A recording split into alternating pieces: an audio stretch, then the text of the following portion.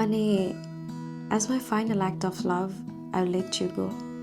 गल्ती, माफी र सजायका कुनै हिसाबहरू बिनै म तिमीलाई जान दिनेछु।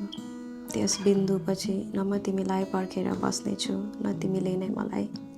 अन्तिम भेट, अन्तिम संवाद, अन्तिम नजर जुदाई, अन्तिम स्पर्श, त्यो सबै बिना यसै बतासको झोकाले रुखबाट खसेका पातहरूलाई उडाएर लगेझै म पनि टाढा टाढा क्षितिज पारी सधैँभरिका लागि बिलाएर जानेछु।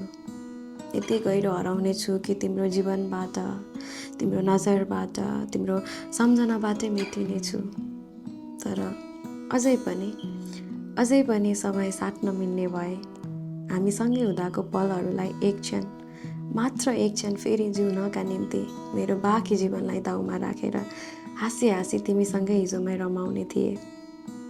खैर, विडम्बना हेर न, हिजो जुन ईश्वरलाई मैले 100औं पटक घोडा टेकेर तिमीसँगै हुनका लागि मागेँ, आज त्यही ईश्वर सामु निरीह भएर तिमीलाई भुल्न सक्ने शक्ति मागिरहेको छु।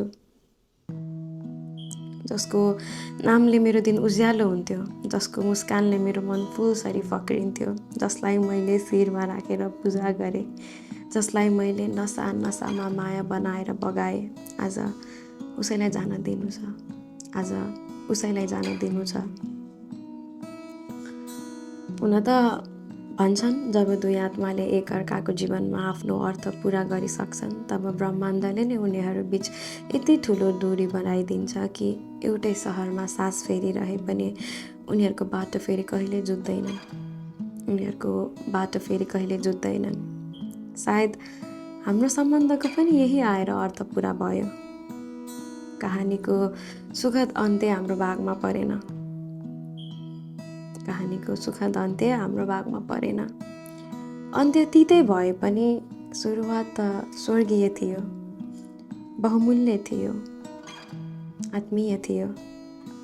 म सागर रहेछु, तिमी एउटा डुङ्गा। तिमी आयौ, मेरो गहिराईमा तैरियौ अनि आफ्नै दिशामा फर्कियौ। तिमी गयौ, म रहिरहेँ। तर अब त म निराश पनि छैन। तिम्रो सम्झनामा यी आँखाहरू रसाउन पनि छाडिसके, जसले मलाई महसुस गराउँछ कि म तिमीलाई साँच्चीकै जान दिँदैछु। I am letting you go. तिमी जाऊ। अब तिमी पूर्ण रूपमा स्वतन्त्र छौ। मेरो तन, मन, मस्तिष्कको सबै कुनाबाट तिमीलाई मैले मुक्त गरेँ। तिमी संसार जित्नु, सदैव विजयी हुनु, हामीले बसाउन नसकेको त्यो घर कतै कोहीसँग खुसीमय बसाउनु, मनभरिका सपना पुरा गर्नु, आफ्नो अस्तित्वमा रङ भरेर जिउनु।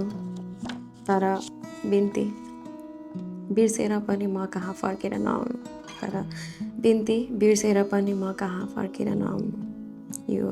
यो सागरको गहिराईमा तिमी निसासिनेछौ। यो सागरको गहिराईमा तिमी फेरि पनि निसासिनेछौ।